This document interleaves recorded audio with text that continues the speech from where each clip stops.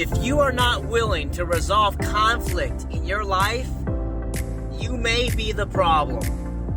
Hey everybody, welcome to Voluntary Living with me, David James Rodriguez, where we are building a world based on consent, self-ownership, and freedom. And I've come across this concept many times in recent days and months and weeks and years that conflict is the challenge.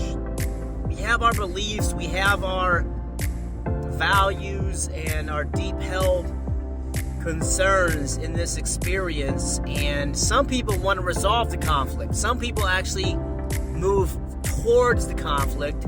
These are what I call heroes. Other people are afraid of conflict, and I've heard it from family, friends, and associates that they're afraid of confrontation. And my conclusion is if you don't confront it now, it's just going to fester and mold and get worse.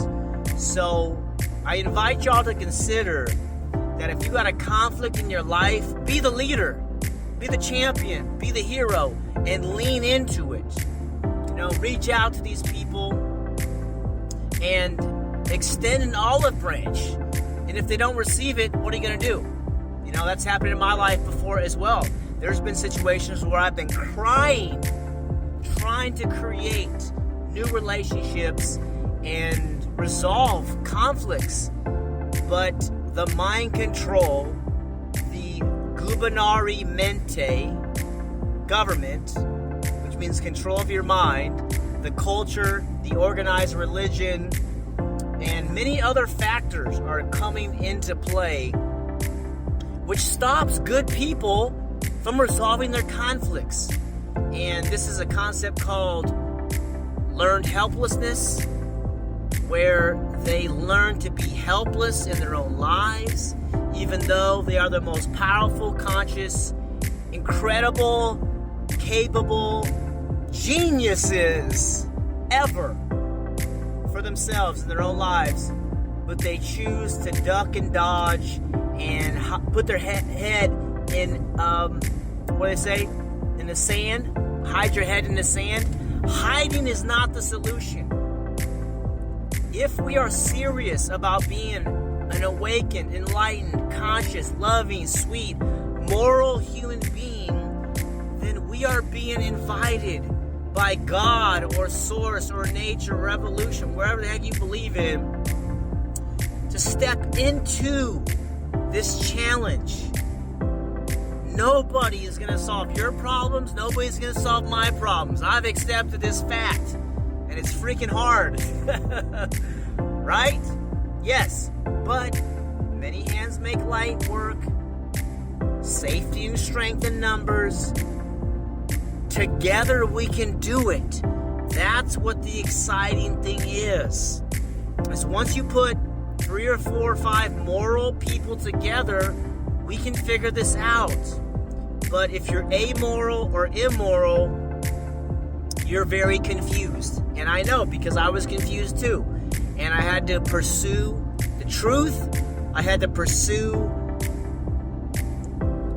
basically the destruction of my belief systems, value systems, everything that I've been taught from a young age. Because we've been under serious mind control for many generations. So I have a lot of compassion with myself, a lot of compassion with other people. I understand what is happening.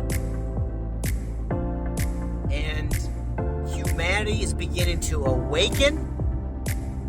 It's called the Great Self-Ownership Awakening, where you own yourself and I own myself, and we can do whatever we want as long as we don't harm any other people and we uphold our contracts.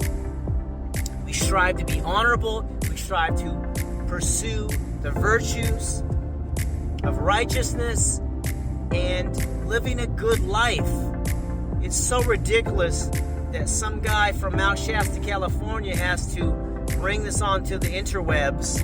And I'm not the only one, but there's a small handful of us who have discovered objective morality and know that government's illegitimate and know that coercion is invalid.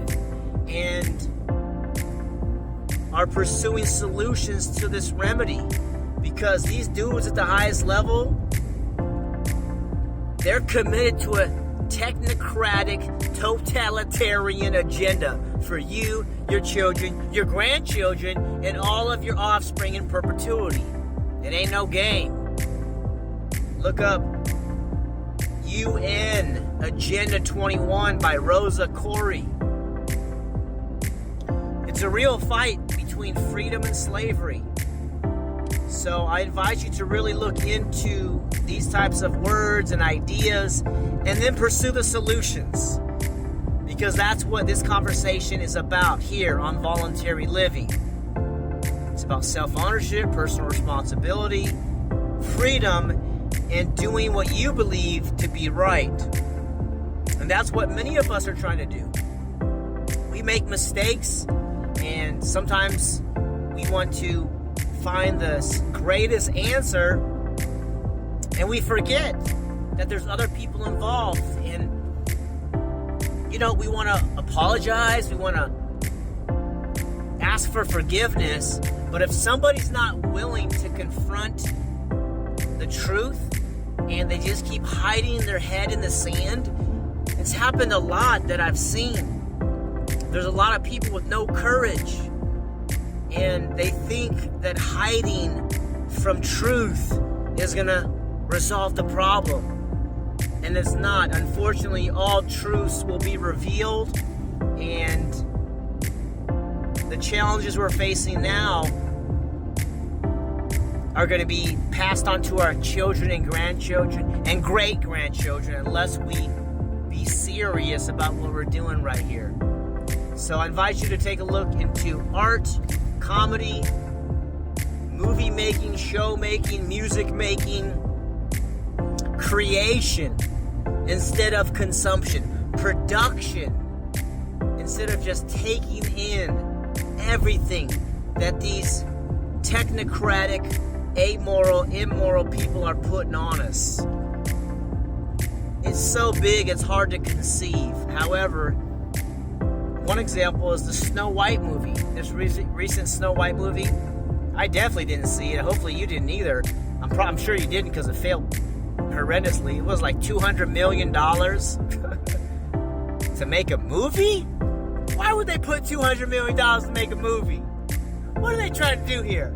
Are they trying to control your mind? Are they trying to tell you what to think, what to feel, what to believe? Yes, they are.